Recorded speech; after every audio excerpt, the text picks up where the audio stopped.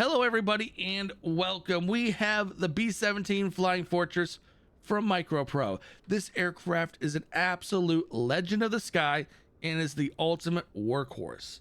Now, of the World War II era, the B-17 is by far my favorite bomber of all times. That doesn't even come close. This thing is very powerful, versatile, and very reliable. This thing can take a ton of damage and still make it back to its home base. Now, there is a show out there, it's on Apple Plus, called Masters of the Air. It depicts the crews and the aircraft of the B-17 throughout World War II. Great series. Check it out if you haven't already. If you have checked it out, go in the comment section below. Let me know what you guys think of it. My personal opinion, great series. Absolutely amazing. I really wish they'd do more shows like that. But yeah, we have our gal Sal. Very, very well done aircraft. Modeling looks amazing. Engines look great. Oh man, MicroProse did a really, really good job. Now, obviously you see four engines. They are called the Wright R-1820 Cyclones. They're 9-cylinder single row radials. Each engine puts out 1,200 horsepower, totaling 4,800 horsepower. Displacement of the engines are 1,823 cubic inches. And the weight of the engine is 1,300 pounds. Now, another thing is these planes, these B-17s, can go 30,000-ish feet. Now, to be able to go that high back during World War II is a feat of its own. But this plane needs, with the amount of weight it has, it needs a turbo supercharger. So there's it has a General Electric supercharger or turbo supercharger that allows it to get to that altitude. But yeah, she looks really, really good. Now, this aircraft does or will be needing a lot of updates. It's right now version 1 as of this date. And, well, there are a few things. There's some audio issues that I saw or hear. There's a couple of the visual issues I have. But I've already talked with MicroProse. Thank you so much for the aircraft as well. I love it. And I'm gonna fly the crap out of this thing. But they said that there will be a lot of updates for this aircraft. They have a lot of plans for this plane, and I'm happy that they are not going to abandon it like other developers abandon their aircrafts after so long.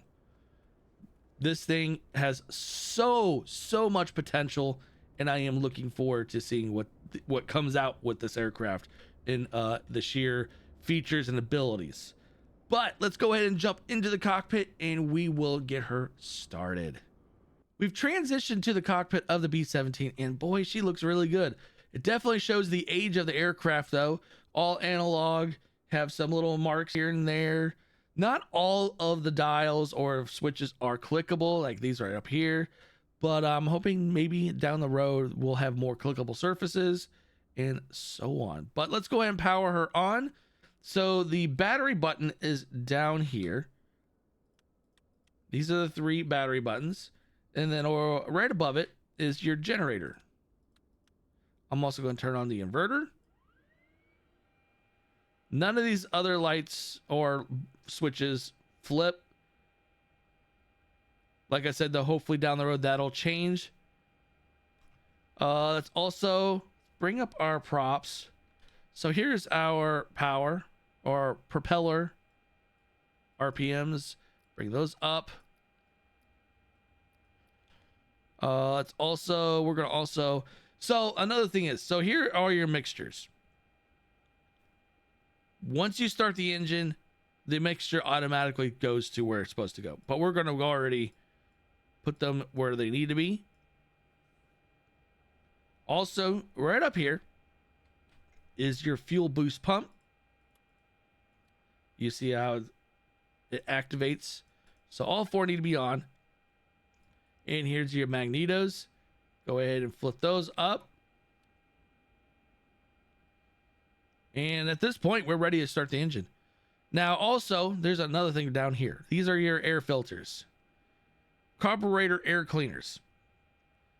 So if you're under, let's see, filter on for all ground. So operation in flight up to 15,000 feet. So at this point, we would turn those on. Now you would turn them off above 15,000 feet.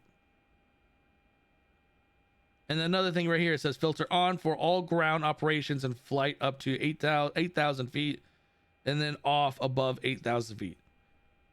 There's two different labels there countering each other. To avoid detonation and turbo overspeed, above 8,000 feet, filter off. And then the other one above it says the same thing, to avoid detonation and turbo overspeed. So which footage do we at altitude do we listen to, 8,000 or 15,000? I don't know.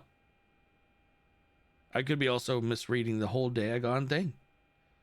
But let's go ahead and power her on and start it. Right here is the starter down here.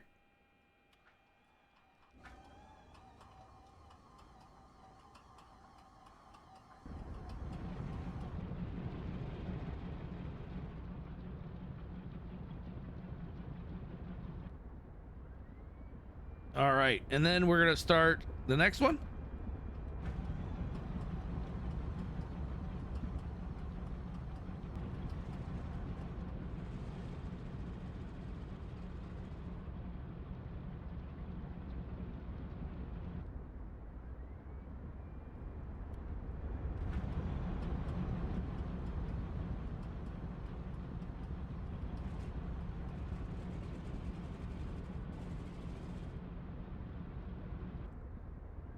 And the final.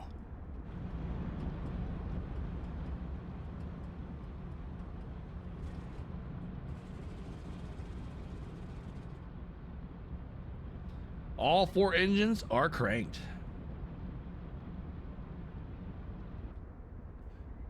Now, to unlock your tail wheel is this. I use the scroll wheel down to unlock the tail wheel. Now, if you can't already tell, my headset is blowing up with distortion from this engine.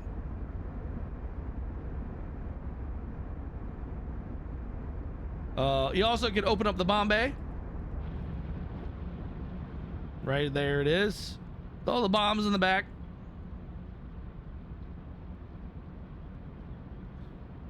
Or in the back. Yeah, I guess you can say it's behind us, so I guess you can say in the back. You also can explore around the aircraft as well. You can go below.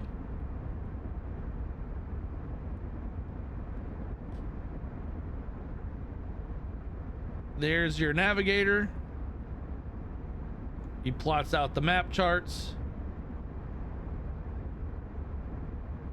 I'm not sure if this is all supposed to be there, but like I said, this thing is going to get several updates after the holiday season. I mean, just look at the details of this aircraft are really, really good. You can also go into the back. Let's go ahead and go above. Let's go this way.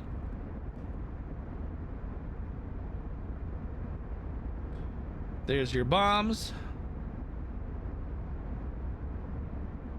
People would walk through these doors right here to get to the very back where the other gunners are. I believe this is your radio. Yeah, this guy that monitors radios, I believe.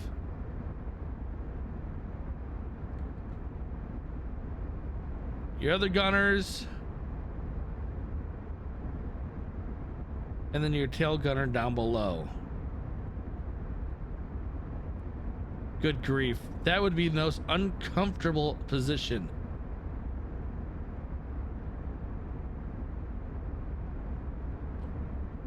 Yeah, come on. Yeah, look at him. That is the most uncomfortable position. Let's go back up front. So you have your clipboard here. So it says enable GPS. I've still haven't figured out what that exactly does. But then you have enable crew. So you have your pilot there, or your co-pilot. We'll leave him there. but we are good to go. We are good to taxi and to take off.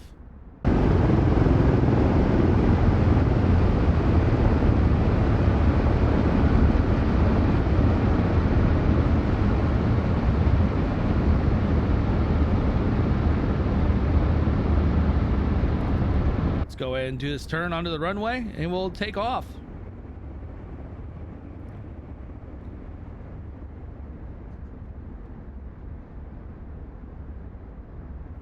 All right, let's go to a stop.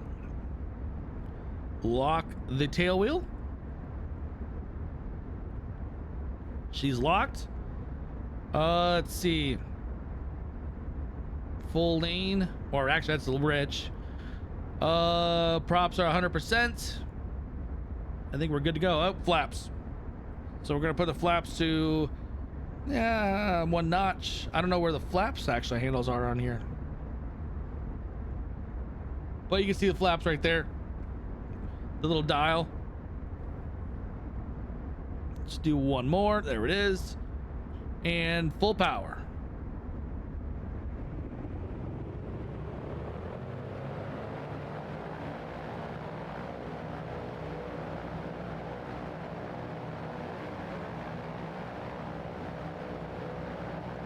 All right, pitch the nose down so we can pick the tail up.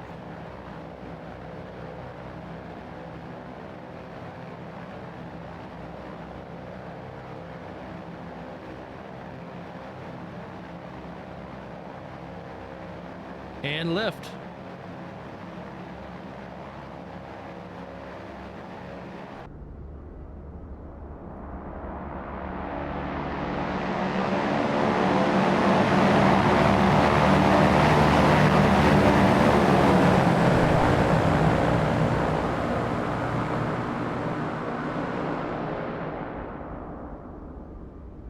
Gears up. Right now my headset, it is ridiculously loud. Flaps up.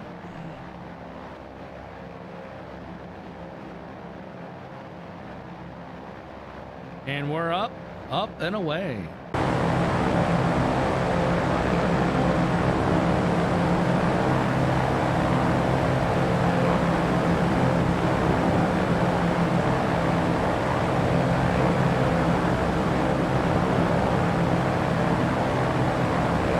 Now, this aircraft, and I did some research because I feel like when I was climbing, it would take forever and ever. Well, it really does take forever because this plane can haul so much weight. I believe that was like the max air, like the max climb is 900 feet a minute. Now, we're about to go over the Air Force, the Air Force National Museum, or the National Air Force Museum, where there is a B-17 on display. There's an organization that's actually out of Springfield, Ohio, that's trying to bring back to life a B-17 for flights.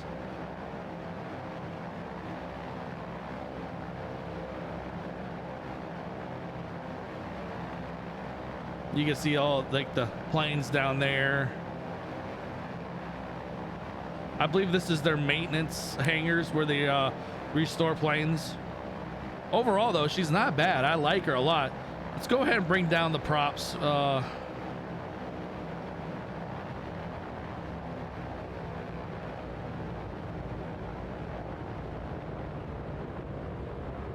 Oh boy, we picked up the nose a little too much.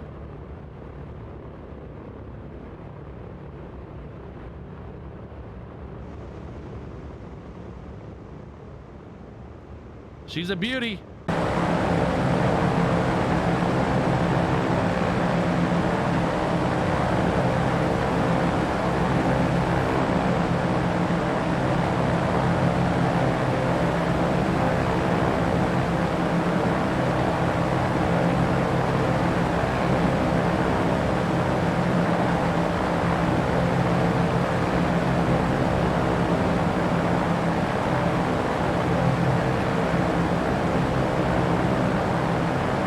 So yeah, other information that I was able to find is that the time to altitude it would take 37 minutes for a loaded B-17 to reach 20,000 feet. With a climb rate of 900 feet per minute initially, which slowed significantly as the air thinned at higher altitudes. So yeah, in the heavier loads, this thing can handle up to 6,000 pounds of bombs, which then made this plane extremely sluggish, which I can see that. I can definitely see how that would be sluggish.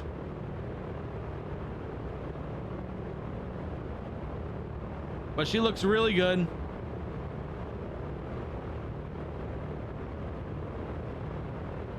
So I don't know if anyone else has noticed, and let me know in the comment section if you also noticed, but my graphics look way better than it usually does. So I have enabled, through a very meticulous modding scenario, FSR 4 in Flight Simulator 2024. So yes, I am using right now FSR 4, which has bettered my frame rates. Like, I am stable at 60 to 70 frames. When I turn my head like this, it'll go down, it'll dip to like 67. And it just looks really, really good. Plus, the responsiveness of this sim is really high now. Like, it's so good. Everything's green across the board. There is no main thread limitations. But yeah, if you look, it looks really good.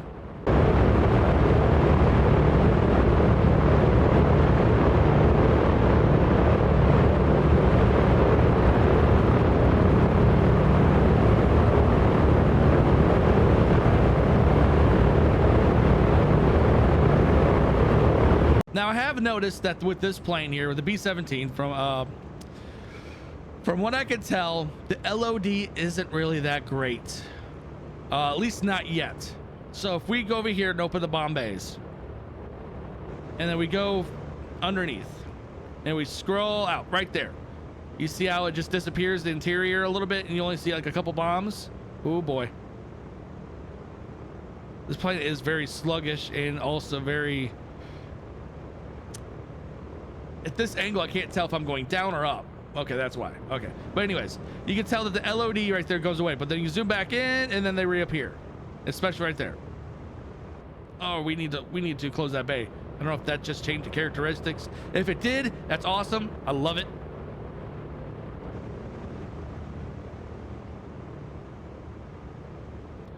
I kind of want to bring the power back up.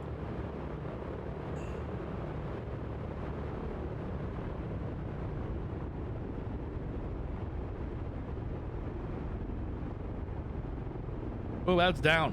Whoops. Wrong way.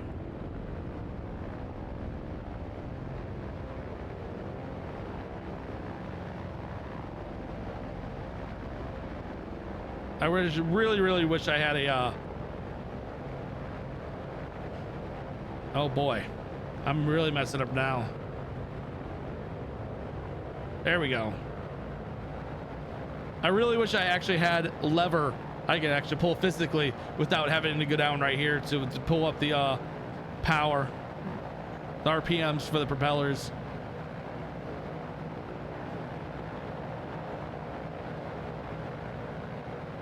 But yeah, this aircraft is loud. Now I'm pretty certain it's really loud in life anyways, but it's like blowing my ears out. Now, if I was using my speakers on my computer rather than my headset, it was blowing out my speakers.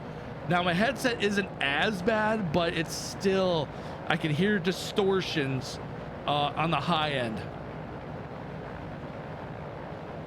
I would like to get this thing up to 30,000 feet, but that's good. Like I said, like that could take 30 minutes or more.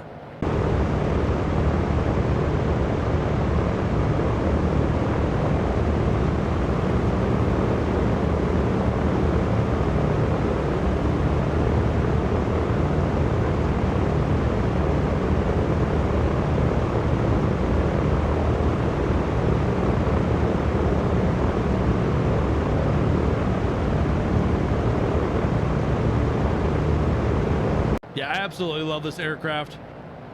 I'm glad that someone finally did a B-17. It made me so happy. So we're at 8,000 feet. We're gonna go by what this little board over here says, because the bottom part says to turn off the filter at over 8,000 feet. But I know the top one, oh my goodness, come on. There we go. And this one says 15,000 feet. We're just gonna go with the 8,000.